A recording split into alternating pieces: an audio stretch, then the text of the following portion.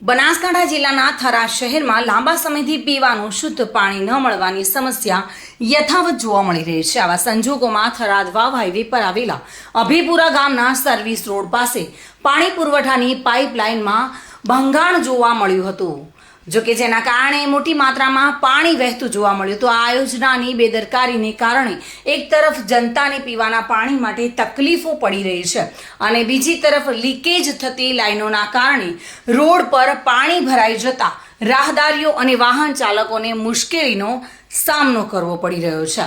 સ્થાનિક રહેવાસીઓએ આ મુદ્દે પાલિકાને અનેક વખત લેખિત અને મૌખિક રજૂઆતો કરેલી હોવા છતાં કોઈપણ પ્રકારની અસરકારક કાર્યવાહી કરવામાં આવી નથી।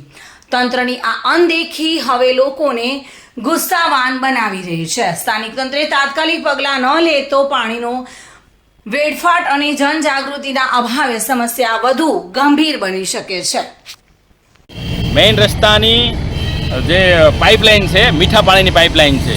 અભીપુરા ગામની અંદર આવવાનો મેઇન રસ્તો એની મેઇન પાઇપલાઇન મીઠા પાણીની, અને આ પાઇપલાઇન લગભગ 3-4 મહિના પહેલાંથી તૂટેલી છે।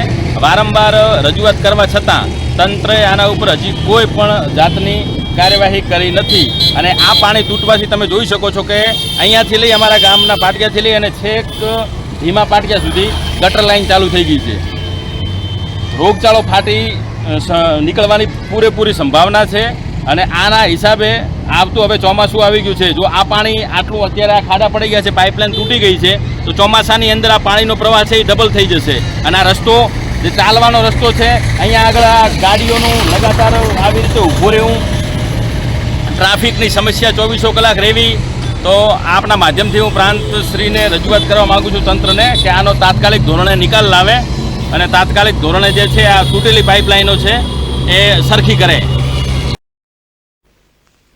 મહેન્દ્ર ઓઝા સાથે bureau report, today Gujarati news.